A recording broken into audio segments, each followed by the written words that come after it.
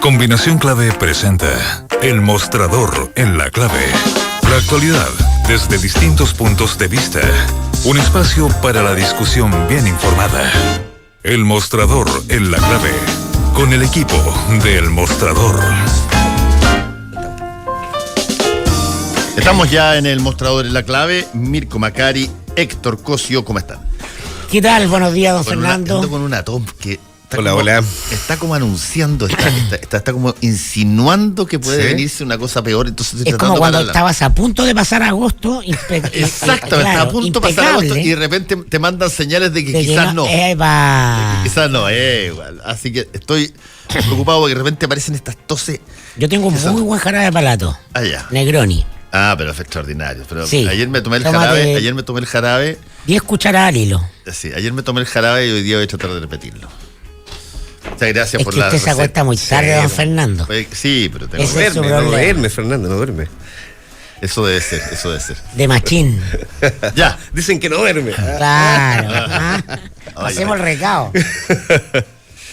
Ya. Muy buena tu editorial de hoy día. Muchas gracias. Sí, recordaste me pegué varias puñaladas periodísticas porque me robaste el gol en el arco, porque yo había tuiteado el otro día lo de Cine y O'Connor y no lo comenté en la radio, bueno, pero sí, efectivamente es muy interesante este tema de los de las palomas mensajeras, ¿no?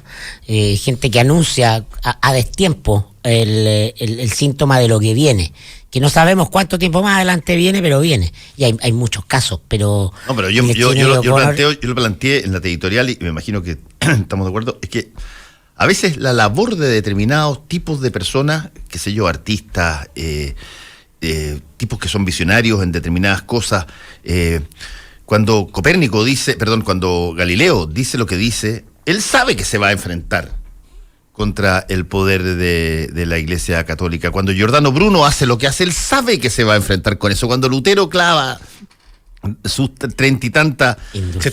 70 lecciones, en fin, sabe que se va a enfrentar. Cuando los artistas cambian una época a través del trazo en el cuadro, cuando en una canción reflejan lo que se siente y que nadie quiere decir, juegan y arriesgan su capital. Lo mismo que eventualmente hacemos muchas veces los periodistas en determinadas circunstancias cuando escudriñan en terrenos que nadie se atreve a meterse porque puede pasar algo y sin embargo se meten. Y en el caso de Sinéad O'Connor, ella en 92 hizo esta presentación en el programa, el Saturday Night Live es el programa probablemente más simbólico de la relación entre la cultura y la actualidad, la cotidianeidad, en un show, un late, el día sábado, y cuando rompe la foto de Juan Pablo II después de usar esta canción de Bob Marley, donde cambia la palabra guerra por abuso sexual de menores, ella dice la frase, enfréntense al verdadero enemigo. O sea, aquí hay una cosa que ella anticipó mucho tiempo antes, y le hicieron pebre. La verdad, la hicieron pebre. A destiempo. Es que como tienen que hacer los artistas, tienen que hacerlo a destiempo. Tiene que ser a destiempo, sí, claro. Sí, porque a mí lo que me queda de esos años y de lo que tú dijiste también, es que sí, es a destiempo, para muchos les pareció fuera de contexto, que estaba hablando leceras, que estaba loca. Yo me acuerdo de Danny DeVito, que era uno de los ídolos que uno veía en... No era Danny DeVito, era Pesci. Joe Pesci, que dijo, si yo hubiese estado ahí, lo hubiese abofeteado. Sí. Yo me acuerdo. A mí lo que me parece relevante... El italiano católico. Relevante es que, claro, está a destiempo, pero hay información. Ella lo hace porque maneja información. O sea, no es una cosa que ella inventara o que simplemente amaneciera un día, digamos, con la lucidez de decir, voy a denunciar esto, que digamos que tengo algo de impresión. Tenía antecedentes, era una acción que ya era un hecho y que estaba sucediendo ahí en Irlanda y en otras partes también, el tema de los abusos. Para el resto, para los que no teníamos información, nos parecía descontextualizado. Sí, pero hay una fisura en términos de lo que la gente cree y quiere creer, y esa información que al comienzo siempre es aislada, que está en unas pocas manos, que no se magnifica, que nadie se atreve a tomar, que los medios dicen, oye, esto es una mucha papa cautela. caliente, ¿cómo? Claro, Sí. ¿cómo? No, porque además está el peso de la autoridad, ¿no? Oye, hay autoridades a las que se les debe respeto. ¿Ah? Hay toda una cosa de construcción del poder, que es una forma de dominación a través de las conciencias, es decir, yo estoy por encima de ti. ¿Ah? En todo sentido, el poder eclesial, el poder económico, el poder político, y eso opera de manera invisible sobre las masas. En el caso particular de la Iglesia, ¿no? Esa es una construcción poderosísima de la Iglesia Católica porque tiene muchos siglos. ¿Ah? Es una amalgama. Y entonces tiene esta aura de intocable, todo lo que está en torno a ella, y por eso yo también lo tuiteaba ayer, siento que vivimos un tiempo histórico porque quizás vamos a ver en vida el fin de la Iglesia. ¿Ah? Eso de la intocabilidad son intocables desde el punto de vista del aura que representan. No estoy hablando de la infalibilidad, sí. Pero claro, toda la construcción ideológico-discursiva tiende a ponerte arriba de la tarima, a la jerarquía eclesiástica y a la Iglesia en sí misma. Están en un lugar especial, tienen un aura. Porque las monarquías son así. Porque las monarquías son así, pero claro. Tú tienes algo que emana desde arriba. Pero además jugando con una de las ideas humanas más compleja y profunda, que es la idea de lo sagrado. Entonces, lo sagrado es por naturaleza inviolable, requiere una actitud de reverencia y de respeto. Entonces, se autodenominan sagrada, la Santa Madre Iglesia. Sí, pero ahora es lo que decía Fernando respecto del valor también y hasta la responsabilidad de algunos artistas de ser rebeldes o denunciar ciertas situaciones.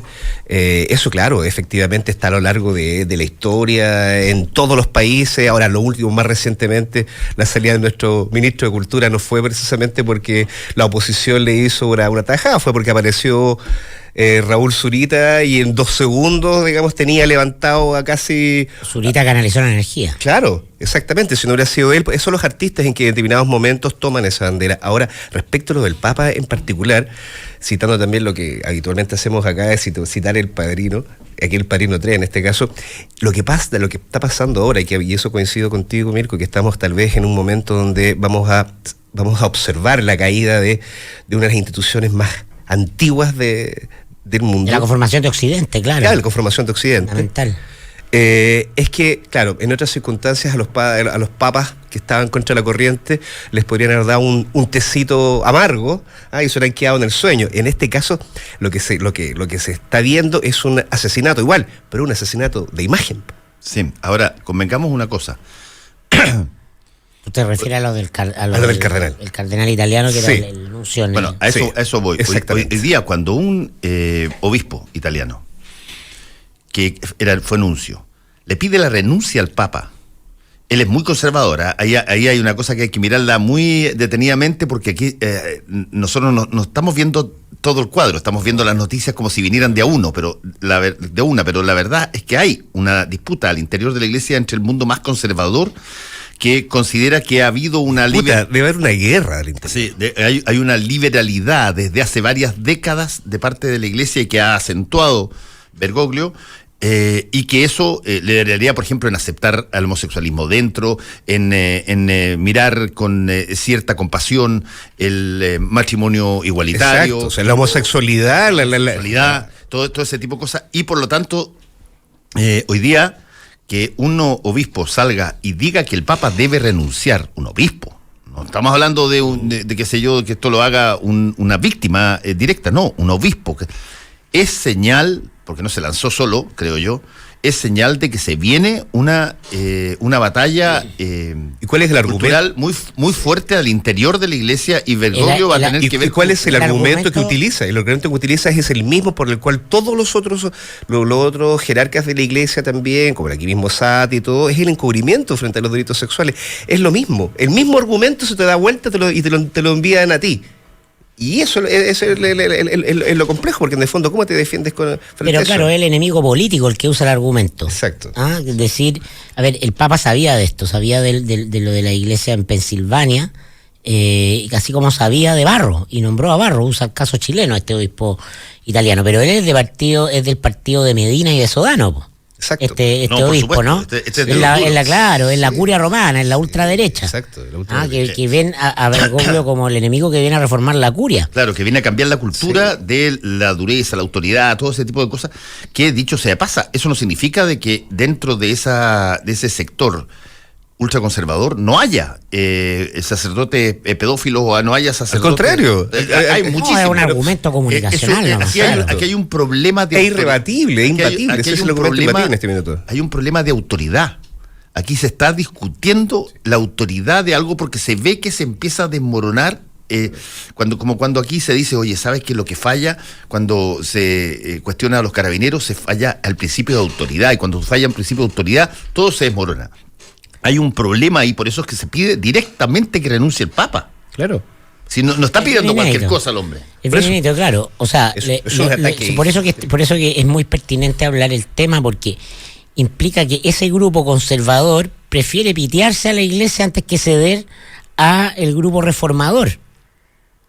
Entonces, habitualmente una Yo institución... creo que ellos lo deben ver, sólida, prefieren pitearse a este Papa. Una instancia... Ellos no, deben, lo que- deben claro, creerse, digamos, como los Pero- quienes pero- que van a sustentar la iglesia. pero no están viendo que lo que está en juego es la supervivencia de toda la iglesia. Entonces están en una pugna de poder. Sienten tan segura la permanencia y el poder de la institución que se atreven a sacar esta pugna a la luz pública, porque estas pugnas han existido siempre. Pero que ese es el punto. existen al interior de la institución, Exacto. porque se libran para apoderarse de la institución. Entonces tú tienes que mantener una imagen hacia afuera de orden institucional, aunque por dentro, y por eso son famosa la política vaticana, ¿no? Como una escuela de poder. ¿Ah? La política vaticana, que además es formadora de la política italiana, y la otra política emblemática es la política mexicana, como escuelas de lucha de poder especial. Entonces, lo que ocurre aquí es muy histórico, es muy porque se ventila públicamente. Lo que no saben probablemente unos y otros es que al final de esta guerra no va a ganar ningún bando. Claro. Pero en Pueden esa- tener en- una ventaja táctica uno sobre el otro. Pero ese- Puede en que ese- el Papa termine debilitado y la curia retome parcialmente su poder, pero ya no es posible restaurar, como lo hizo con Wojtyla.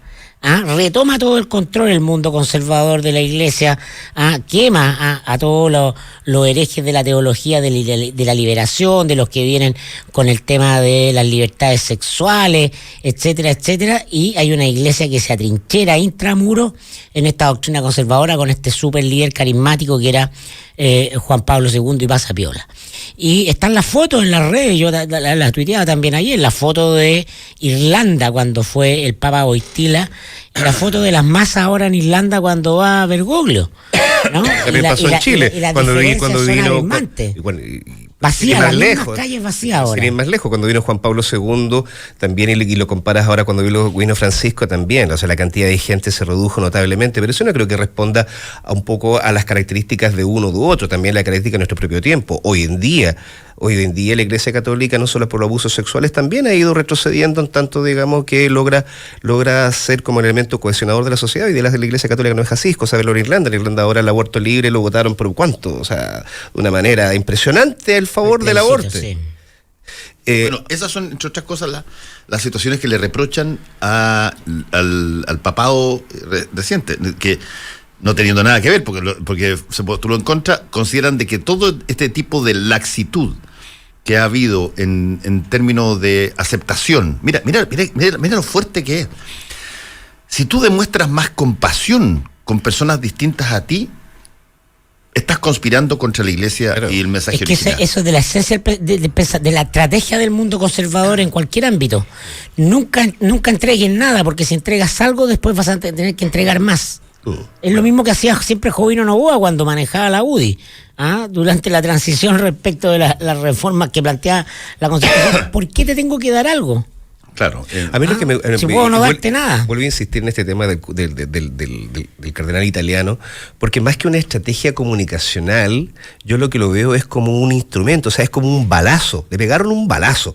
En otras circunstancias, como dije al principio, lo hubieran asesinado con un tecito envenenado. Pero ahora en el mundo que vivimos hoy es mucho más fuerte dar vuelta el argumento y entregárselo, digamos, de vuelta. Este fue un balazo, es como cuando a comienzos de este año acababa de asumir Hermes Soto y salió el tema de que le gustaba ir cuando era A teniente casas de cita. a casas de cita. Eso es lo que hicieron. Lo que hicieron fue pegarle un balazo de imagen inmediatamente. Lo que te habla de la descomposición institucional, po. Y el instrumento que se está Claro. utilizando, porque en otras circunstancias eso habría hecho intramuro, pitearse el Papa, derechamente. Pero nadie dice, no sé, amaneció resfriado y se murió. Pero ahora no. Ahora lo que deciden es pegarle un balazo públicamente. O sea, usted que está condenando, que está diciendo que la iglesia chilena es como una prostituta de la iglesia, de América, Claro. le dicen, usted también es de los mismos. Usted ocultó. Sí, y a mí me... Están quitando toda la legitimidad. Y a mí me da la sensación que vamos a ver en nuestra vida cómo esta institución termina convertida simplemente en una ventanilla con timbre. Como ocurrió en Chile con el Partido Radical. Así que el fin de la iglesia, ¿no? Que no es el fin de la fe ni el fin de las creencias en Dios. El fin de una institución de control y de poder humana, esencialmente. Puede ser Interesante. o sea que Ana Reciado ahora último. Y me parece un tremendo avance civilizatorio. Sí, a mí me parece de lo Ana Reciado, ahora último, jornadas de apostasía. Hay varias que se están promoviendo. Hay una convocada, creo que Sí, para este sábado en Santiago. Claro, Sí. la apostasía, para quien nos está escuchando y no sabe de qué se trata, es el rechazo objetivo y declarado a la fe, a la religión. Ahora, y desde el punto de vista espiritual, A la iglesia. A la institución, a la institución, perdón, a la institución. A la Sí, a la institución. Sí, porque la apostasía, a la institución, por eso, de la habría que ver, Por parte de los bautizados, porque el momento que a ti te bautizan, tú eres católico. sí, Exacto. pero habría que ver si es que efectivamente estamos en un cisma que va a provocar una fuga, digamos, de católicos como se produjo cuando se publicaron las tesis de Lutero. O sea, porque claro, y uno Me lo dicen ve que así. fueron 95 y no 95, 75. sí, tengo razón, 95. Pero más que 30. Así como hay Cierto, una, así no, como sí, hay, yo estaba totalmente fuera del cacho. hay una campaña que también probablemente vamos a ver en nuestra vida para que se acabe el Te Deum. Claro, lo que no quería se va a decir acabar es que en el este fondo, año, pero si es se que va a acabar. Es probable que había que plantearse si es que irá a haber una fuga de fieles católicos hacia, no sé, las distintas y múltiples iglesias evangélicas. Sí, yo creo que una buena parte del mundo popular siempre necesita tener una persona que le diga lo que tiene que hacer. Eso tiene que ver con un cierto nivel de conciencia de cierta gente, sobre todo con menos educación y menos tradición, porque sí, Tal vez yo una creo que buena- se va a fortalecer una parte del mundo evangélico va a salir fortalecida, sin duda, pero creo que la ganancia total, el balance final creo que es positivo. Habría que comparar el Te Deum evangélico con el Te Deum católico para este septiembre. A ver Bueno, si es que ahí se produce, uno puede observar algún cambio ya. Digamos, en masividad me refiero, o sea, en gente que se traslada de una institución a otra. El mundo evangélico viene avanzando hace rato. Y buena parte sobre todo en sectores populares de la gente. Y rurales. Claro, Rurales sí, y por rurales, supuesto. sí. Por eso te digo, en sectores populares, toda la gente que se va a ir desafectando de la iglesia se va a ir trasladando en buena parte, yo creo, que al mundo evangélico. Sí, Pero ahora, no creo que nunca haya, de nuevo, una institución tan fundamental en la construcción de poder político, ideológico y simbólico como la Iglesia Católica. ¿No? El mundo evangélico no tiene esa capacidad, no tiene esa capacidad de totalidad. Son grupos organizados, es distinto. Sí, claro. no, y tienen una base de constitución totalmente diferente. No tienen un papa único, no tienen un directorio de obispos que define todo el planeta.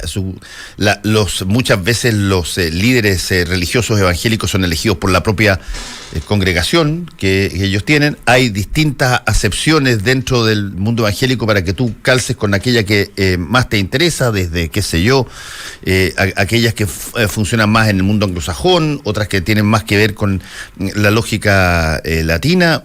Y desde ese punto de vista, Sí. También se producen tienen todos estos más ductilidad para atraer a personas sin perder lo esencial, porque aquí convengamos una cosa: detrás de esto está lo esencial. Lo esencial es el mensaje cristiano, que es una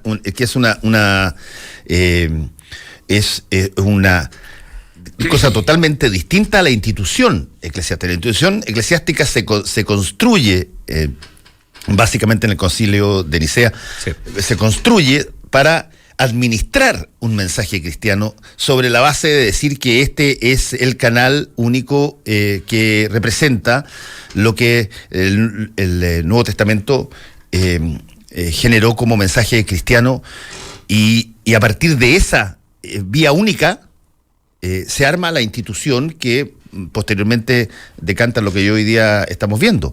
Pero cuando Lutero se rebela contra eso y dice de que por qué tiene que haber un solo mando que interpreta y que tiene el poder omnímodo de dar cuenta de la doctrina, ¿por qué no se le pasa a las personas la posibilidad de que ellos interpreten el mensaje cristiano como ellos necesitan y se agrupen de acuerdo a su propia lógica? Claro. Queda la crema, porque tú estás atentando contra la institución que es la que tiene el poder, no es sí, porque recordemos que el poder estaba en el libro, estaba en el libro de la Biblia, que solamente lo podían utilizar aquellos, digamos, que dirigían la iglesia. Y cuando viene no había libro, cuando todavía, antes de la imprenta. Antes de la imprenta, pero me refiero que era un libro que solamente podían utilizarlo aquellos que tenían la dignidad para poder leerlo, que eran los jerarcas, los jefes de la iglesia. Cuando viene la reforma, y también coincide tiempo después con la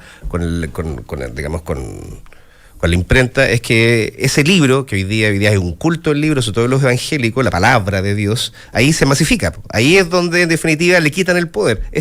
No es solo suyo el mensaje, es de todos. Pero si la conjunción de dos situaciones, la aparición de Lutero y la aparición de Gutenberg, construyen un efecto multiplicador potentísimo. Uno que dice, oye, se transformó la sociedad. Uno que dice, tú puedes acceder al mensaje de Cristo directamente, no tienes que pasar necesariamente por otro. Por y el intermediario. Otro, claro, y el otro pone al servicio de todas las personas, a través de su nueva tecnología que es la imprenta, los libros para que eventualmente los puedan conseguir y leer. Sí, pues, entonces se juntan esas dos cosas, y nunca estuvo más amenazada en esa época la Iglesia Católica que con la Reforma.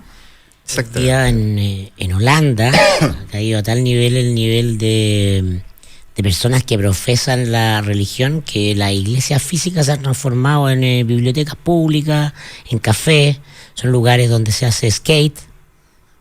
Bueno, porque la cultura europea siempre conserva el patrimonio, ¿no? Y las iglesias son obras arquitectónicas fabulosas, muy valiosas. Y pero un momento... eso pasa en sociedades con altos niveles de integración y de educación. Estamos en América Latina y por cierto que veremos otra historia, pero eso podría pasar, es un referente. Pero es interesante, yo cuando vi, me imagino lo mismo que ustedes, y hay muchas personas que nos están escuchando, cuando yo veo que salta un obispo, ex nuncio, y que pide la renuncia del Papa por el asunto de los abusos sexuales a menores, usándose él como ejemplo de entregar información al Papa, y yo dije, mira, aquí hay un salto cuántico de lo que estábamos viendo hasta ahora. Se pudrió todo, para decírselo. Aquí hay un Rubicón que se saltó. Sí. Porque este hombre no puede estar haciendo esto por su propia cuenta y solo. No está solo, en absoluto. En absoluto está solo. Interesante lo que está pasando, vamos a hacer un alto y volvemos. Justo al mediodía, de lunes a viernes, Cónclave Deportivo. Entregamos fútbol primero que todos.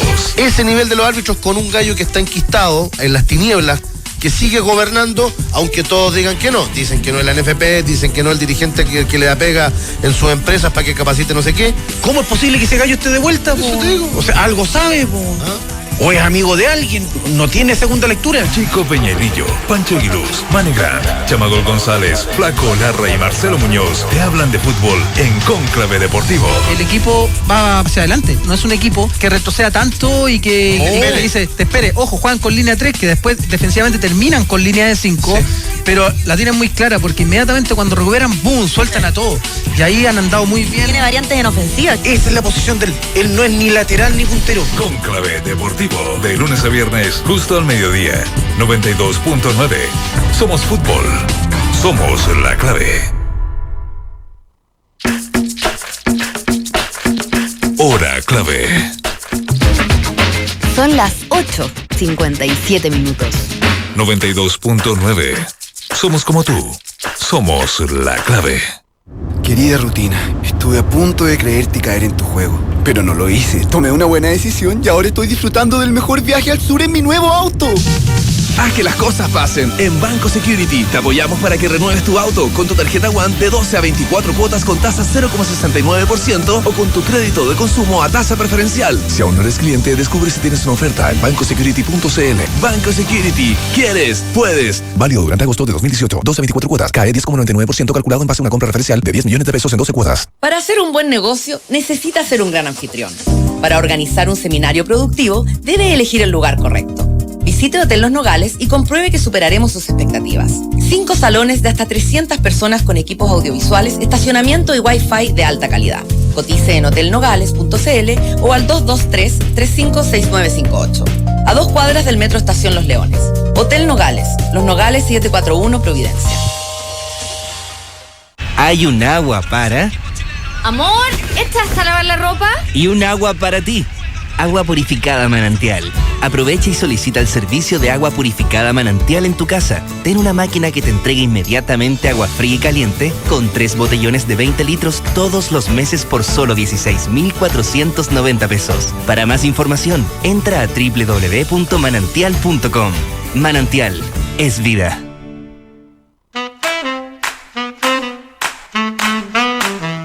Los que sabemos de café, conocemos el secreto. Hace más de 75 años que en Cabrales buscamos en las plantaciones los mejores granos para darte el mejor café como a vos te gusta. Tostado por manos expertas, de exquisito aroma y sabor y en todas las variedades. Cabrales es ideal para disfrutar en todo momento y lugar. Cabrales significa buen café. Encuéntranos en los mejores hoteles, restaurantes, cafeterías y supermercados del país. Pedí una demostración en cafecabrales.cl y descubrí por qué somos el café número 1 de la Argentina. Cabrales, dedicados al café. Cápsula. Estamos con Héctor Cosio y con Mirko Macari en El Mostrador en la Clave. Oye, estábamos hablando con Santiago Rebolledo, el alcalde de La Cisterna, recientemente sobre a ver cómo se veía y aparentemente lo que está claro es que la sugerencia del alcalde de La Reina es bastante minoritaria dentro del contexto de los alcaldes y el gobierno también la rechazó. Por lo tanto, va a quedar como, qué sé yo, un gran negocio de un polígono. No te perdáis, no es anecdótico. No digo que vaya a quedar como una cosa anecdótica, digo que va a quedar como una situación, por ahora, donde para el dueño del polígono fue una extraordinaria oportunidad de negocio y quién sabe cuánta gente va a ir a adiestrarse en materia de armas, pero no creo que vaya a formalizar una situación particularmente grande, ya que los propios vecinos de La Reina también han criticado. No se va a masificar, pero es un hito político en el sentido de que desde la campaña presidencial están en juego, por la presencia de José Antonio Kast, están en juego los propios bordes ideológicos de la derecha. Sí, entonces aquí hay un eje ordenador, un centro de gravedad que tiene que ver con la política mundial y este fenómeno que se llama Donald Trump, y que tiene expresión en América Latina, como por ejemplo el candidato a la presidencia de Brasil, que ahora en octubre, que es Jair Bolsonaro, ¿no? Que es un ex militar que promete lo mismo que Duterte, promete juicios sumarios para los delincuentes.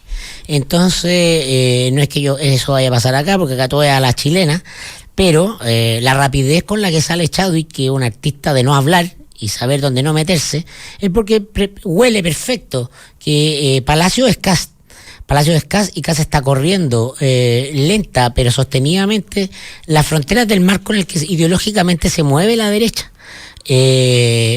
Pues, además, sobre pulsiones que están ahí instaladas, que tienen que ver con realidad, o sea, la persona, el vecino que siente que está sobrepasado en temas de seguridad y dice no voy a permitir más, a poner en riesgo a mi familia, y el mal menor es tener la pistola y saber usarla, porque es un razonamiento que uno tiene que comprender. Si esto pasa sobre base de la realidad de un Estado superado, un Estado fallido en materia de seguridad, para citar al propio Chaguán, ¿no? Tiene que ver con percepciones, y entonces sí es políticamente relevante, porque puede que no se masifique, pero va a aparecer otro alcalde que cuando ya esté implementado en en La Reina lo va a hacer porque vienen las elecciones municipales como la antesala de la presidencial. Y lo que está haciendo Kast es generar sobre la base de un liderazgo con mucha certeza, un nuevo marco valórico e ideológico para la defensa de los valores de siempre. La derecha chilena siempre apostó, y por eso se salen todos a pegarle, sale Gonzalo Cordero, por ejemplo, a pegarle a Urrutia, porque se quiere sumar a la acusación constitucional, la idea del Estado de Derecho. A ver, nosotros hicimos las leyes, esta es nuestra defensa, porque nos da legitimidad. Esa es una característica de la derecha chilena. Pero acá está Kast diciendo no, si el Estado se ve superado en materia de seguridad, no vamos a reforzar el Estado, vamos a darle el poder a los privados, que es un poco esta cosa del Tea Party norteamericano. Entonces esto viene cambiando hace mucho tiempo en todo el mundo. Chile no va a ser la excepción, y en la derecha se juegan modelos políticos. Sí, eso tiene mucho que ver también con lo que dices tú, con el sentido de realidad, porque ese tipo de medidas de aleoneamiento de la gente para que se arme, para que vaya a practicar los tiros, tiene como respuesta inmediata lo que uno ve derechamente en las poblaciones, el enquistamiento del narcotráfico, en algunas comunas como en San Ramón también, que yo dudo mucho que sea solamente esa comuna, que es la penetración de la narcopolítica. Ese tipo, digamos, de expresiones en la comunidad son de todos los días. Recordemos también hace unos meses atrás, cuando se hicieron varios reportajes de cómo parecía guerra en las noches, en la legua. Todo eso va generando un inconsciente colectivo que permite que personas como Kast o como otros digan, esta es la solución. O sea, el problema en definitiva aquí, yo creo que lo tiene Chadwick, lo tiene el Estado. O sea, mientras no logres corregir, no logres detener el avance de la violencia y la delincuencia, vas a tener un fanatismo de tipo Trump, un tipo de los rifleros norteamericanos. Bueno, ¿para qué estamos con cosas? Hay posiciones ideológicas distintas respecto de este problema, y la posición ideológica que dice: cuando todo falla, la última frontera es el ciudadano armado, que es la segunda enmienda de Estados Unidos, digamos. La segunda enmienda de Estados Unidos en la Constitución se incluyó porque había recelo respecto de esta figura del presidente, del Ejecutivo. Y preguntaban en la primera asamblea, bueno, ¿y qué pasa si este hombre se vuelve loco? Si este gallo de repente decide volver con Inglaterra o asociarse a otro, ¿cómo se defiende uno de eso? Y para eso, teniendo además ejército, que se había construido una milicia nacional, John Adams y varios más plantean la idea de darle al pueblo la última oportunidad de defensa portando armas, que tuvieran la posibilidad de portar armas. Y eso ha quedado anclado ahí sobre la base de la lógica que te estoy diciendo, de la lógica de tener un recelo respecto de esta figura que acababan de empezar a experimentar, que se llamaba presidente o poder ejecutivo, y que no se podía parecer al rey, porque el rey era justamente de aquello de lo que se habían liberado en una revolución. Entonces, eso que tiene hoy día una expresión que no tiene nada que ver con la política, tiene una cosa que tiene una expresión con la criminalidad común y corriente entre la gente, personas que usan las armas para eliminar todo tipo de problemas, los problemas con los vecinos, los problemas de pasionales del corazón. Los hijos toman las armas de los padres y resuelven sus conflictos escolares, y todo eso que te genera una situación de una cantidad enorme de muertos por año. Nadie se hace cargo de eso desde el punto de vista, si tú quieres, sistémico. Cada una de esas cosas es responsabilidad de la persona que tomó el arma para usarla de una manera distinta, como te lo dice la ley. Pero cuando tú invitas a armarte o a aprender a disparar para que eventualmente después de eso puedas comprar una pistola, y si es que esa pistola es utilizada en una forma inconveniente y un inocente sale herido, el alcalde no se va a hacer responsable de eso. Va a decir, no, pues el problema es del señor que tenía la pistola, porque no la supo usar, o que se volvió loco, etcétera. Bueno, el incentivo, el estímulo para que tú hagas eso no va a estar dentro de la variable a la hora de buscar responsabilidades. Yo creo que eso bien claramente es un extremo, pero también esto uno podría sumarlo a otras iniciativas de carácter ya también municipal que encubren una crítica tremenda contra la eficacia también de las policías, porque esta idea también de tener policías municipales, o sea, va todo dentro de una sumatoria. De una sumatoria, dentro de todo de una serie de actos que tienden a decir efectivamente ahí estamos en un problema de seguridad, las policías no dan abasto, no pueden lograrlo, entonces armemos a la gente, entonces convertamos policías municipales, demos las atribuciones a personas que no tienen el derecho legal de hacerlo. Es lo último que queda por privatizar en Chile. Toda el proyecto neoliberal implicaba privatizar una serie de cuestiones que eran impensadas de justificar en el viejo Estado chileno. Una situación muy peligrosa. La previsión, la salud, etcétera, etcétera. Pero se reserva como ideario de la derecha de Jaime Guzmán. No. El monopolio de las armas. De las armas sigue en el Estado y en la policía. Porque por el contexto en que se da, además que el contexto del golpe, sí, todo el poder en los militares y en los carabineros, etcétera, etcétera. Y se empieza a fisurar cuando empieza esta idea de las cárceles privadas a finales de los 90. Mira, está interesante. ¿Por qué no las cárceles la privadas? Y ahora vamos a la privatización total, que es el último recurso, porque cuando la derecha reacciona a cualquier tema que le parece una amenaza al orden establecido, dice la policía o los milicos. La Araucanía. Así siempre fue.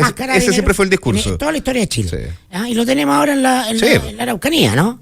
Carabinero. Y si el carabinero resulta, Comando Jungla resulta milico. Si eso no. Última ratio. Entonces, eso no había pasado la frontera de la delincuencia y ahora la está pasando. Y la va a penetrar en el mundo de la derecha primero. Sí. Sin duda. Como discurso. Yo no creo que digamos que llegue a materializarse algo así. Sí, como los agenda, que más preocupados debieran estar, a mi modo de ver, son justamente las policías. Porque básicamente cuando un alcalde te dice es necesario armarse, lo que te está diciendo es el Estado a través de su policía no funciona, ha fallado. Y por lo tanto es el ciudadano directamente quien tiene que hacerse responsable en términos de su seguridad. Y eso, la derecha que desconfía naturalmente del Estado y de los impuestos que todos pagamos para proveer bienes públicos, te dice, ven que el Estado no resulta, ven que al final es así. Entonces, sí, claro. Es la última frontera de la privatización al final del día. Bueno, pero está esa discusión, es un tema que está instalado en montones de países y hay suficiente literatura, informes, datos para evaluar lo que pasa en los países que tienen sí, pero esto no es razón. Acceso. No, por eso te digo, pero igual. Estos son votos. Por eso que sale desde un municipio. ¿Sí? No tiene que ver con que discutamos racionalmente las leyes. No, lo que tú quieras, pero lo que tú quieras, pero en algún momento dado, cuando el tipo esté imputado de haber resuelto los problemas con los vecinos a través de las balas, ese gallo se va a acordar y la gente a su alrededor y su familia va a decir, chuta, Dios, nunca pensamos que esto de cuidarse de los delincuentes terminara con mi marido, mi hermano, mi hijo metido. Pero ya va a ser tarde. ¿Ya va a ser tarde? No, por cierto que va a ser tarde. Cierto que sí, no, yo creo que eso no sé, a lo mejor estoy poniéndolo demasiado en duda, pero no creo que lleguemos, digamos, a eso. Yo creo que es un discurso de la derecha, como dices tú, para poder correr esta barrera, correr los marcos, pero no sé si eso logre efectivamente permearse, que en definitiva ande la gente comprando pistolas y recateando tiros. Estás como lo decía, no, en Chile nunca va a haber un golpe porque Chile es un país muy... No, pero al menos en el corto plazo no lo veo que digamos que estén las condiciones para eso. Sí, adiós Latinoamérica, como título el Mercurio, en uno de los títulos más notables de arrogancia nacional que yo he visto en mi vida, no sé si se acuerdan. Proyección de deseo, claro. Claro, cuando apareció un IMASEC gigantesco en términos de gran inversión y de gran crecimiento en un año en medio de la dictadura, y el Mercurio tituló Adiós Latinoamérica. Nos fuimos, somos otros, ya no estamos en medio del charco. Estamos a punto de comprarnos algo cerca de Londres, chiquitito, pero ahí. Claro. Cerca de Westminster. Yeah. Oye, hay una serie de otras cosas que creo que son interesantes. Toda la batahola que se ha generado a partir de lo de Quintero. Ojo que ahí hay un tema donde este asunto de quién fue responsable, quiénes intervienen, cómo se detecta que de esta empresa o de esta situación surgió la última alerta, el efecto agregado de cada una de estas cosas sobre la comunidad que está ahí, como decía Chau ayer, en una especie de campo de concentración, porque las variantes constitucionales de esto, yo imagino que todas esas cosas van a ser discutidas. Por lo que dure la noticia en el aire, porque convengamos que estas cosas son aniquiladas cuando de repente pasa una cosa mayor, digamos, o una cosa equivalente. No nos hagamos ilusiones. Esto depende de la fuerza que tome el movimiento en la agenda, y yo leí ayer, no sé qué tan cierto será, que Pancho Saavedra, el conductor de televisión, iba a ir a apoyar la movilización de los vecinos. Eso sería un hito comunicacional muy potente para levantar... efecto marketing. Eso. Claro, porque finalmente si tú no tienes rostros, no existe en la lógica de los medios. Entonces, no sé si será cierto o no. Pero hay tres dimensiones en este conflicto: la dimensión política, la económica y la medio ambiente. Tiraste un tuit bien provocador tú al respecto de eso. Hoy día. Ayer Pancho Saavedra pesa más que las bancadas del Frente Amplio y la nueva mayoría, pero ¿tú no estás de acuerdo? No sé, la verdad que conozco poco de el peso político, el caballero que está mencionando, pero... El peso político de una figura popular en televisión hoy día es mucho más que un grupo político articulado en el Congreso, con el prestigio del Congreso, con el descalabro de la oposición. Vimos que se cayó la acusación contra el ministro Santelice, inoperante. Tú recordaste que la gran jugada política de este año, cuando el gobierno estuvo más cercano, fue con el ministro de Cultura, lo hizo Twitter, más Zurita organizando esa energía. Muy probablemente la acusación constitucional contra los ministros Suprema también se va a caer. El intento de remoción de Abbott, ese por cierto que no va a ocurrir, pero es interesante, ahí puede haber un triunfo político en la medida en que la votación de rechazo no sea unánime. Exacto, ¿no? Ahí se juega otra cosa, pero en general, por cierto, una cara que sea capaz de canalizar la energía de un movimiento social es la combinación de poder de este tiempo, sí. Mucho más que el poder institucional. Y que algo que tiene que tener dos características: una, que sea masivo, y dos, que cause resultado, porque los parlamentarios pueden tener un montón de facultades: acusar constitucionalmente, interpelar a un funcionario público, pero si es que a partir de eso se siente la sensación de que no pasó nada, de que no hubo ningún tipo de cambio, se pierde, digamos, la herramienta pierde su fuerza. Sin embargo, si es que tú ves que, como tú decías, hay una reacción al nombramiento del ministro de Cultura basado básicamente en comunicaciones tuiteras, y eso genera una, playa de información que genera al final la remoción de Mauricio Rojas, tú no solamente ves ahí una acción pública, sino que lo que ves es resultado. Si el resultado a veces, no solamente en el fútbol manda, en política también el resultado manda a veces. Por cierto. O sea, el voto dividido por esencia es la disidencia. La disidencia argumentada de por qué, digamos, no estoy en favor y por qué estoy en contra, digamos, de una resolución, y eso es vital. O sea, todos los abogados, cuando miran un fallo, ven primero cuál es el voto, digamos, de la disidencia, cuál es la minoría, porque ahí se determina dónde está la fuerza. Para hacerle un poco más fuerza a mi argumento anterior, Fernando, ¿dónde fue a buscar candidato el Frente Amplio cuando tenía que buscar candidato presidencial? El periodismo.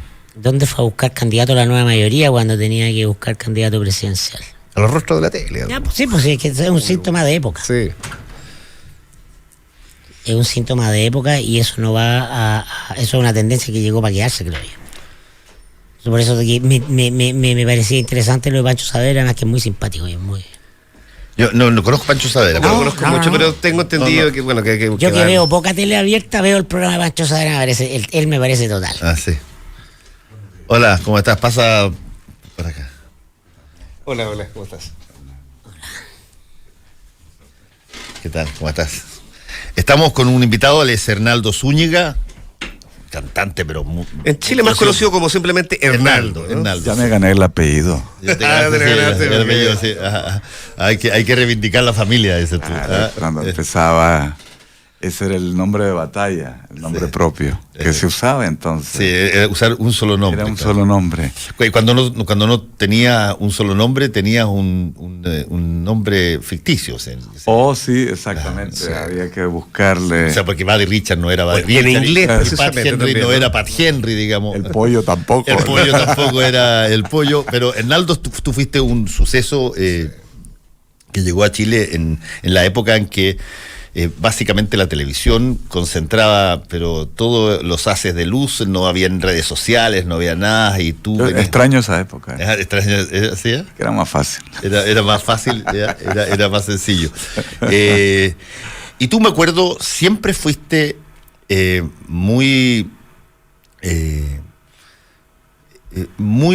claro respecto de tu origen nicaragüense, y cuando el 79 cae Somoza, fuiste muy apoyador de lo que venía después. Eso, en ese entonces, puede haberte causado algún tipo de ruido, pero no tanto, porque la verdad es que la revolución sandinista fue bastante más apoyada y bastante más apreciada de lo que... Sí, lo que pasa es que yo me imagino que la visión chilena, que es un país que muy marcado, ¿no?, por el 11 de septiembre, en los 3 años previos, parece mentira, pero igual que las personas sufrimos traumas y lo arrastramos a través de nuestra vida, a menos que venga un terapeuta y te limpie el cerebro y las emociones de aquello. Los países también tienen eso. Y tú lo puedes observar, por ejemplo, con Alemania, que es un caso muy claro. El país probablemente mejor vacunado para el fascismo es Alemania. Es decir, enseñan desde el colegio que aquello fue una vergüenza, una anomalía histórica. Y el alemán de hoy es tremendamente distinto. Es decir, la tentación fascista es muy probable que vuelva a renacer en Alemania. Ellos hicieron un proceso de depuración muy interesante con Adenauer y, en fin, todo lo que vino en la posguerra. En el caso de Chile, son evidentes las secuelas que hubo de ese tiempo, siguen al día de hoy, ¿no? Siguen epítetos excluyentes. Es muy común, incluso a mí me sorprende en la vida social, cómo hay una separación todavía en función del pensamiento ideológico, doctrinal o la posición de cualquier tipo. Le ocurre bastante también a los españoles. Ellos tuvieron una guerra civil hace 70 años y sigue esa sombra, ¿no?, de ese trauma que significó una guerra fratricida. Y cuando viene el análisis del tema, todo esto para arropar un poco, el asunto nicaragüense fue realmente una explosión popular, transversal. Todas las clases sociales se hicieron piña en torno al aliento que hoy se vuelve a repetir, pero que entonces era para derrocar una dinastía, que no era un dictador, era una dictadura dinástica, ¿no?, la familia de los Somoza. Y en aquel entonces, la vanguardia de eso, quien capitaliza eso y lo vuelve un movimiento articulado, que era armado. Acordemos que estábamos en la Guerra Fría, entonces eran armas que provenían obviamente del lado soviético, por vía indirecta, ¿no?, vía Cuba, etcétera, etcétera. Pero lo cierto es que aquel no fue un movimiento ideológico, claro. Fue un movimiento, digamos, ecuménico, de todas las capas sociales, insisto. Yo vengo de un hogar en donde mi padre desde los 17 años era opositor de los Somoza. Es un jurista que además muy decente, un hombre sumamente decente, del que me siento muy orgulloso de decirlo así. Él me decía, nosotros esta familia hacemos país, no nos lo llevamos. Eso era un mantra que había en mi casa, porque realmente él trabajaba el mundo rural. era un hombre, él es del Partido Conservador, que es un partido ideológicamente sería centro-derecha, una cosa así como el partido del presidente Piñera, digamos, vamos a ponerlo de esa forma, pero con una enorme sensibilidad social. Entonces mi padre trabaja mucho el campo. Yo vengo de Masaya, que es una ciudad que ahora ha sonado mucho en las noticias, y con un gran componente rural. Y entonces era bien interesante, porque nosotros vivíamos esta especie de dicotomía, una familia acomodada, pero con una conexión con la calle, muy, muy directa a través del viejo. Tu gira ahora que estás en Chile, creo que se llama la mejor venganza. No hay mejor venganza que la paz. ¿No? La mejor venganza que la paz. Eso también me imagino que tiene una relación más directa con lo que está experimentándose en Nicaragua, ¿no? Totalmente, porque aquí yo desconozco cuál es la categoría informativa que hay sobre el tema nicaragüense, que ha estado muy extraño el manejo mediático, entre otras cosas por la enorme habilidad con la que el gobierno ha manejado las redes sociales, ¿no? Parece que hay compra de servicios a potencias que han hecho un trabajo espléndido en redes sociales, que lo hicieron en Estados Unidos, y parece ser que ahora están en Nicaragua.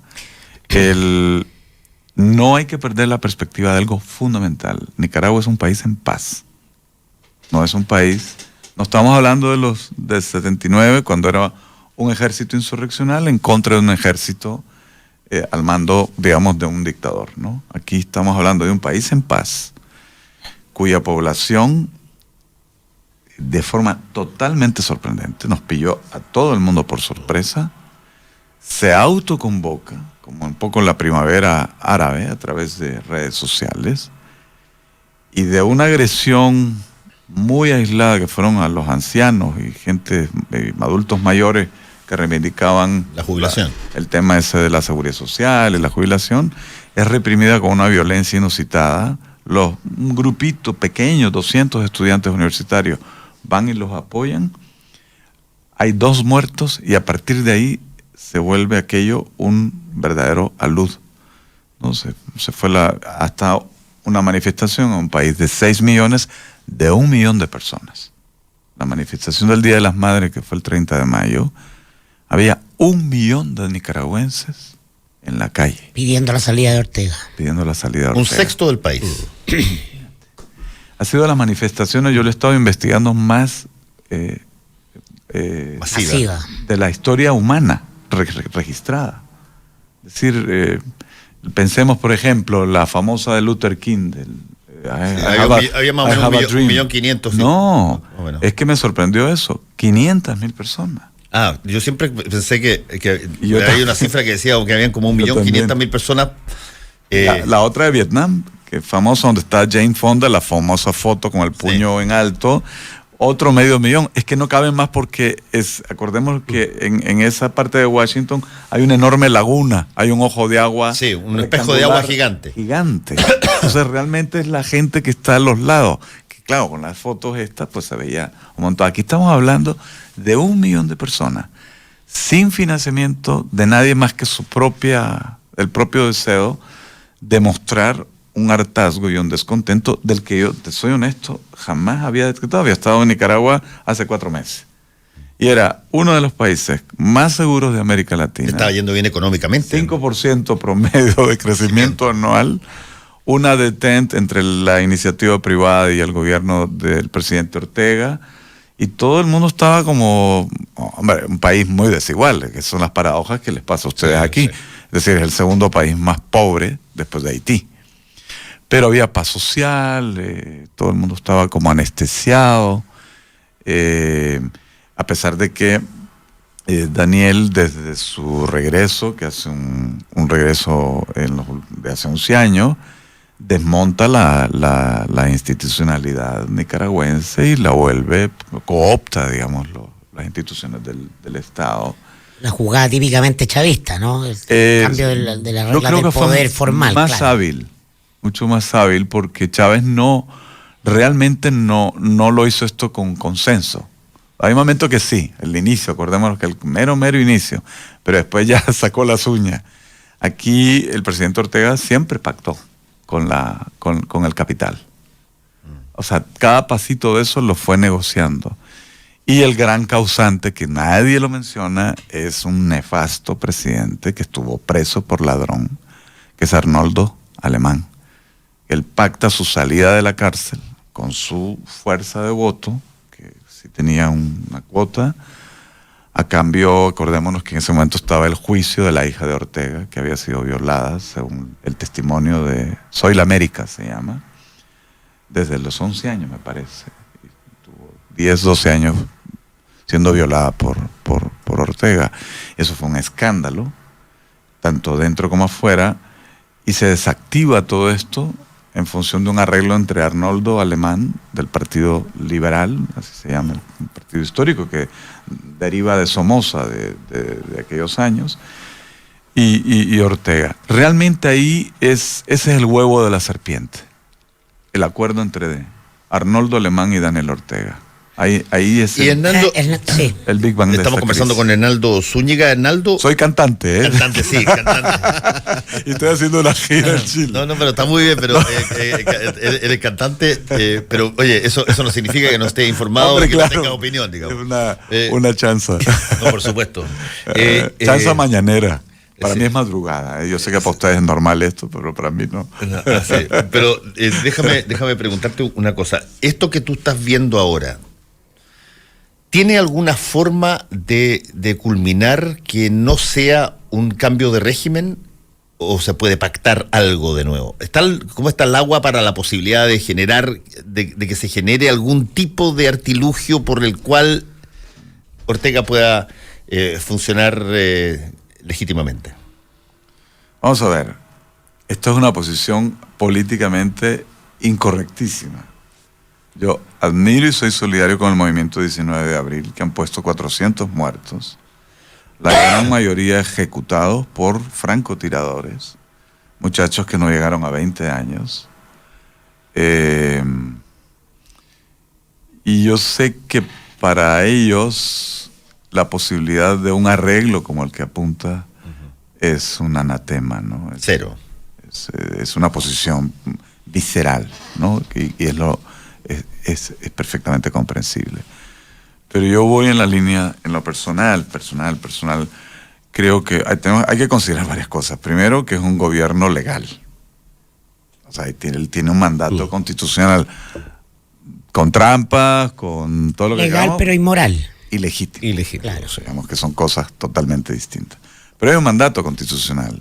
La pregunta del millón es que si merecería la pena el pulverizar esa constitución, esas reglas del juego, la Carta Magna, para una solución que yo en lo personal no veo clara porque no veo una alternativa de poder. Entonces estaríamos cambiando a un gobierno espurio, digamos, muy tremendamente ilegitimado por sus propias acciones, pero a cambio de una plataforma de gobierno que en este momento no se ve clara.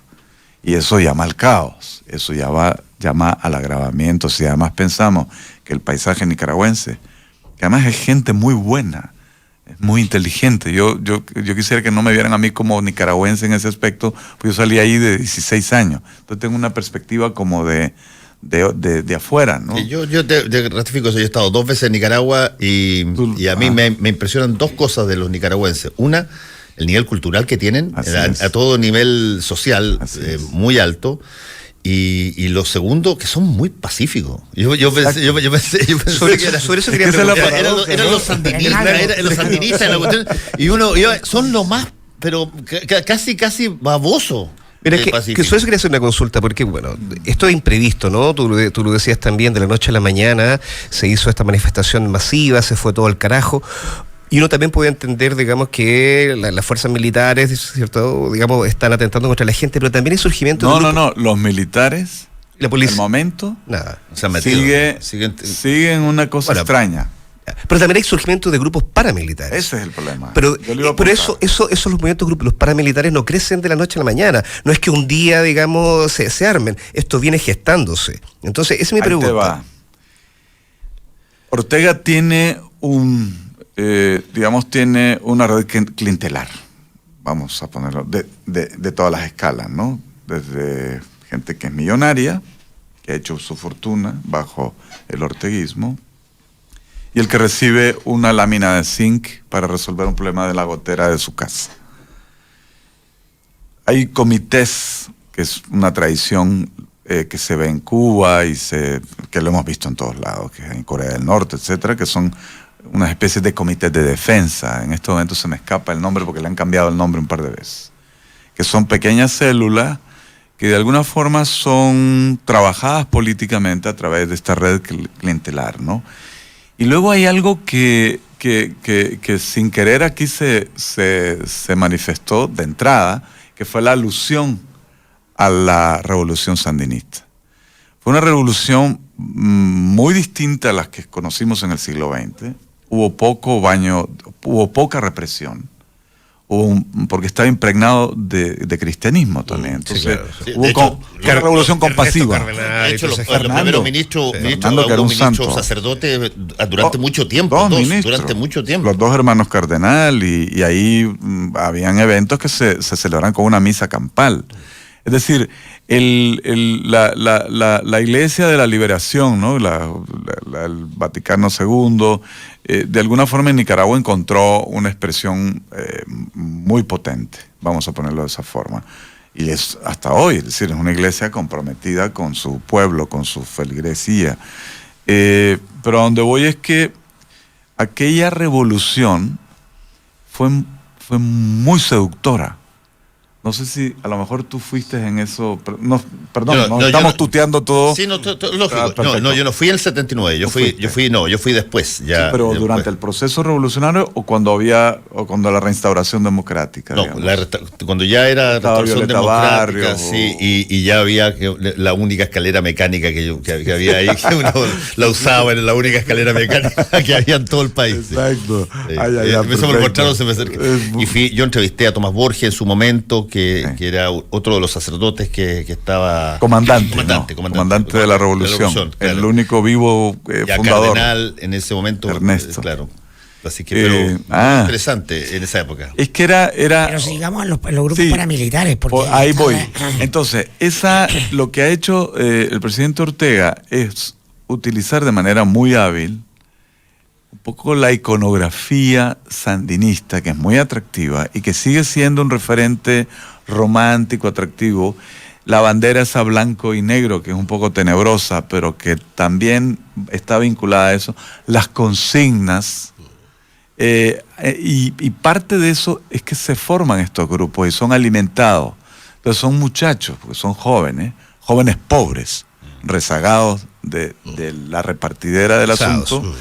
Que les dan una teja de zinc, que les dan no sé qué, que son considerados que a la hora de una movilización de lo que hoy ya nadie llama Partido Sandinista, Frente Sandinista, porque es un frente orteguista, es decir, no tiene nada que ver, todos sus ex compañeros de armas le han dado la espalda, es decir, les parece una abominación el que se sigue usando el Frente Sandinista como una cobertura política. Y de ahí, al parecer, nacen esos grupos paramilitares que en nuestro paisaje es inédito.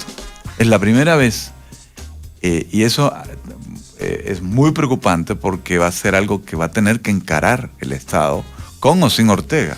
Tú contabas que buena parte de los crímenes los cometen estos grupos paramilitares que van vestidos a la usanza de ISIS. Muy ejército islámico. Y tú decías que, por ejemplo, en algunas localidades llegaban a disparar, matando civiles, viejos, mujeres, niños, y que impedían incluso la entrada de las ambulancias para sacar a los niños heridos. Es que se ha llegado incluso al ultraje de las tumbas de la familia del presidente Bolaño, porque don Enrique invitó a Daniel a que se fuera del poder. Le dijo: Daniel, ya es hora, llevas 40 años entre una cosa y otra metido en la nata del poder, pues ya disfruta de tus nietos. Fue muy coloquial, porque así habla don Enrique en ese lenguaje un poco campirano, ¿no? Como campesino de ciudad.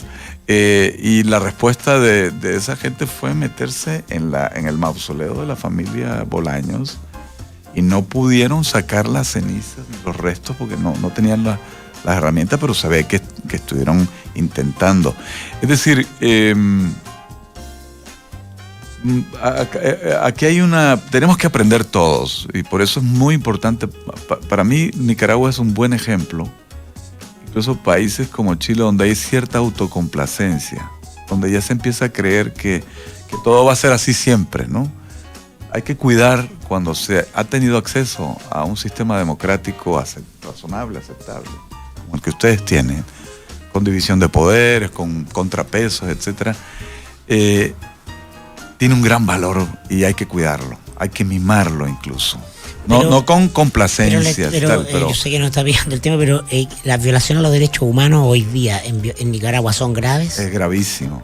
Por eso el grupo de la OEA... Son 400 muertos civiles. Civiles desarmados. Van con tirachinas. No es gente financiada por la CIA ni por el imperialismo. Es que es un discurso foquista que de verdad... no puedo creer en lo personal que haya gente que se pueda comprar ese discurso todavía. Son campesinos, son estudiantes. ¿Qué son, Arnaldo? Cuéntanos. Son de todas las clases sociales, pero por desgracia y curiosamente han sido de las clases más populares, los más vulnerables. Es porque tú ves el aspecto de las madres dolientes y demás. Sí ha habido incluso hijos de los mismos miembros del gobierno. Han habido muertos. Los grupos paramilitares vienen de esa zona, de ese grupo también de personas que están desplazadas también, y las víctimas también. Es que ellos son víctimas. ¿Y el gobierno arma a esos grupos? Claro, pues son armas de guerra. Unas armas chinas que en este momento se me escapa, es el equivalente al Kalashnikov soviético, ruso, perdón, hoy, que tienen los chinos. Son armas de alto poder. Nos tenemos que ir, desgraciadamente nos tenemos que ir. Estamos con Hernaldo Dorian Gray Zúñiga. 63 tengo entendido el hombre. Sí, a mucha honra. ¿Qué tal? Yo llevo 20 minutos mirando a ver dónde está el Photoshop. Pero que no hay cambiado nada, weón. Pesado. Algo que diga de la gira. Sí, pero exacto. Tú estás viniendo acá a una gira. Cuéntalo. Bueno, primero, yo creo que sí son. Yo agradezco mucho. Pero puedo decir un par de cositas antes de irme, porque es importante, porque se quedó, creo, lo más importante. Tu pregunta. Es decir, la salida de Nicaragua forzosamente debería de ser negociada. Y siempre hay espacio para la política. Eso es lo que nunca puede faltar en un conflicto de esta naturaleza. Lo otro es la barbarie. Y curiosamente, la dulzura y ese status quo de tu impresión de Nicaragua, del tema pacífico y demás, es de una vulnerabilidad asombrosa. Yo acabo de estar en Ruanda hace 3, 4, 5 meses, y hace solo 25, en el año 93, los tutsis con los hutus se mataban todos los días. Pero más bárbara que hemos a machetazo. Sí. A machetazo. Y no sabes, la dulzura de pueblo, y bueno, tienen ahí un gran presidente que es Paul Kagame, que tiene un apellido un poco complicado. Argentino. Para nuestro idioma, con K, que ha sido presidente reelegido, cero corrupción, etcétera, etcétera. Es un país de la gente más dulce que te puedes imaginar del mundo. Y solo hace 30 años pues estaban sacando los ojos, ¿no? A machetazos. Dicho eso, sí debe haber una salida negociada en donde uno de los factotum, uno de los grandes pivotes, la iglesia, sin duda alguna, representación pero yo creo que debería de haber una instancia, digamos, con músculo político, que Daniel no quiso que entrara al grupo de trabajo de la OEA, por ejemplo. Dijo que no tenía nada que hacer, cuando él, lo único que en toda su carrera política ha negociado mucho con el Departamento de Estado y con la OEA, y ahora decide que no. Yo supongo que este es un tema de ganar territorio, pero dicho esto, porque era importante dejarlo así en el aire, que no es una... Es decir, yo confío que en un momento dado la política llegue a Nicaragua a ser la herramienta que ha sido para el hombre siempre, que es el entendimiento de posturas contrapuestas, con intereses contrapuestos. ¿Hay corrupción económica en el gobierno de Ortega? Tremenda. Eso fue parte del brote de hartazgo. Porque él pactó con el gran capital, ¿no? A No, diferencia es que las pensiones. Venezuela le regalaba prácticamente el petróleo a precios muy bajos y él a su vez lo revendía. Eso fue un dinero importante. Vale mucho dinero eso, él y su grupo. Mucha lana para cualquier país del mundo. Estamos hablando de cifras billonarias. Ya, Arnaldo, cuéntanos. Bueno, yo soy cantante. Sí. No hay mejor venganza que la paz. Cuéntanos. Esa es la frase de una de mis canciones que se hizo involuntariamente, se volvió una especie como de símbolo musical de parte de este movimiento. Es una canción que yo compuse cuando cayó Fujimori en el Perú, que se llama Serván, la canción. Y la paz, evidentemente, es el horizonte que todo el mundo aspira y que el gobierno ha utilizado de forma recurrente en sus eslogans huecos de contenido, por supuesto. Voy a estar en el Nescafé de las Artes en Santiago y en Concepción este viernes. Acabo de hacer Chillán, Talca, Rancagua. Y lo que traigo es un poco la foto completa de ese muchacho que fui, ¿no? Del Procuro Olvidar. Del Procuro Olvidarte, sí. Que han pasado muchas cosas.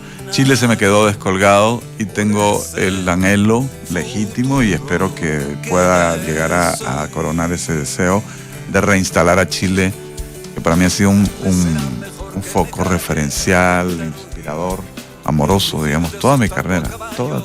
Momentos muy complicados que los he tenido en lo profesional, siempre se me iba a la cabeza a mis recuerdos chilenos. Entonces este ha sido a mí no es un tema de mercado, que evidentemente hay números en esto, hay gastos y demás, pero para mí Chile es una cosa que no sé ni cómo calificarla o ponerle un letrero. Pero tuve la necesidad de reincorporar a Chile. Y estos conciertos que van a encontrar evidentemente un artista muy distinto del que fui. Aquello está ahí, porque es parte de por qué va la gente a verte. Pero hacemos logré, digamos, que mi cuento llegara a lo que yo aspiré siempre. Cuando iba a ver a mis maestros, a los conciertos, decía, yo nunca voy a llegar a eso. Ay, qué pena. Eso está muy lejos. Y de repente un día me sentí parte ya del club. Repitamos cuándo son los el domingo 2 de septiembre en el Nescafé de las Artes, que me han dicho que es un teatro precioso. Acá y el viernes en Concepción. Este viernes que viene. Exacto. Arnaldo, te quiero agradecer profundamente que hayas estado con nosotros y contándonos un poquitito lo que está sucediendo en Nicaragua y bueno, la mejor de las suertes en tus conciertos. Yo les agradezco mucho. Y ya algún día nos va a contar el secreto, porque eso sí. Eso sí que no te lo vamos a perdonar. Vamos a codificar ese secreto. Volvemos en un ratito. Gracias, Ernesto.